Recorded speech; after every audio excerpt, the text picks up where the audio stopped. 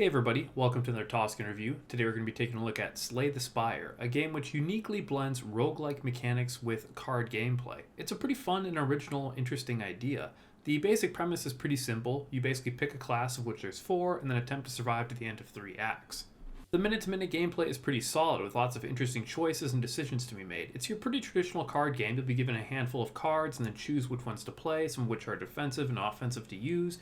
Most of the cards you'll end up having to discard into your discard pile, so you get a completely new hand most of the time, except for some mechanics and some classes that do retain some cards into the next turn. One thing this game does differently is it choreographs what the actual enemies are going to do. So you'll see they're going to buff somebody, or they're going to cast a spell, or they're going to do a shield, or they're going to attack you. So the game kind of becomes this reactive battle of what is he doing this turn that I can counter so that I don't get damaged as much, to what kind of abilities can I then save or use next turn to counter whatever he's going to do then, and set myself up. There's a lot of really cool combo cards for each class that build off of one another, so you can build a really cool deck that just has all these interesting combos that just build upon one another, and then you get these really big moments that feel really special. The monsters all have unique mechanics, like some of them will sometimes steal gold from you, or they can cast spells that will do different things. There's also a variety of different types of enemies. You'll have like enemies with tons of health or shields, to characters that can buff their allies and debuff you, and sometimes you'll even have to fight against multiple enemies at once, so you have to choose what to focus. It's an utter blast and really creates this really interesting exploration feeling as you go into the next room and find a different boss or monster that you've never run into before. It does begin to feel slightly repetitive though, towards like the 10 or so hour mark, as you run into the same bosses and monsters and items, so then it just becomes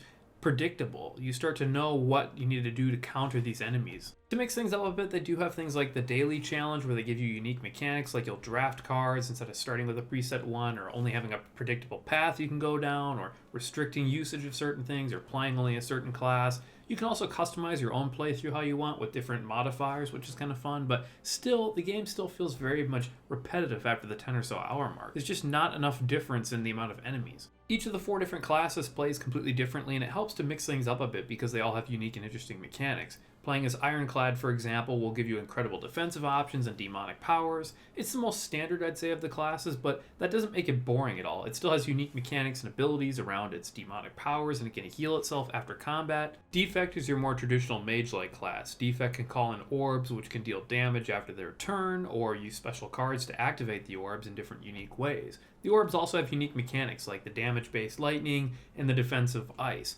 Silent is also the 3rd class, which can play in various ways as well, much like the others, but it's most popularly built around using the poison mechanic to try and damage your opponents over time. What I really like is that each class feels completely different from one another, with its own unique mechanics and cards around it. You can also unlock more as you play, so it feels very fresh, and it feels rewarding to play these characters. I found it fun just to play one character, and then play the next one for the next run, and the next run, and that way you just mix things up constantly. It was a lot of fun to just experiment and try out each of the different classes. My only complaint is that the balance could be a little bit better. Some classes feel significantly easier to play than others, and significantly better than the others, because some of them just feel like they're built around certain mechanics that require you to know things ahead of time, and some of them are just significantly harder to play. There's also potions and relics to collect. You can carry 3 potions at any time, and they can be as simple as giving you damage to healing, or more interesting potions that give you things like spells or large debuffs or upgrading your cards. Choosing when to use them is really key,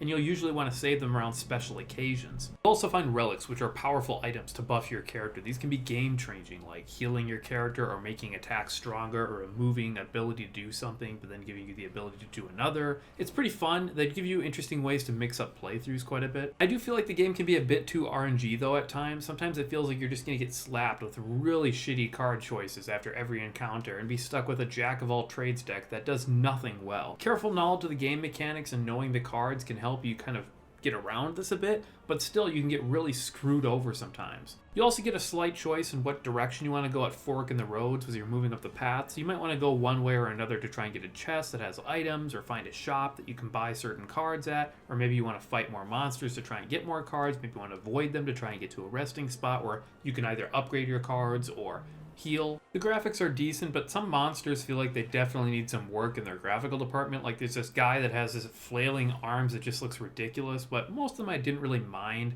and most of the time you're kind of just looking at the cards, which have pretty great art anyways, so it doesn't really matter. As far as the sound goes, it's pretty great, but it can become a bit repetitive. You'll listen to the same music tracks over and over again in Act 1, 2, 3, all over again, each run constantly, which can get a bit old, but I do like the way they sound. I also like a lot of the attack noises, like when you're calling in lightning bolts and things. Overall, I like Slay the Spire quite a bit. It embodies the fun parts of roguelikes and mixes them with interesting card gameplay. If you like card games, you're going to like this game. If you like roguelikes, you're going to like this game. It's fun and it's unique and it's interesting. The cards are really well designed. Each of the 4 classes has got fun, cool decks that you can build, which makes it a lot of fun, adds a lot of replayability. The only complaint I really have about this game is that it feels a bit repetitive in the monsters and bosses. I wish there was just a little bit more variety there, because only having 3 acts can get kind of old after a while. Maybe if they had different alternative versions of the acts or different bosses or monsters to find along the ways, it might mix things up a little bit. But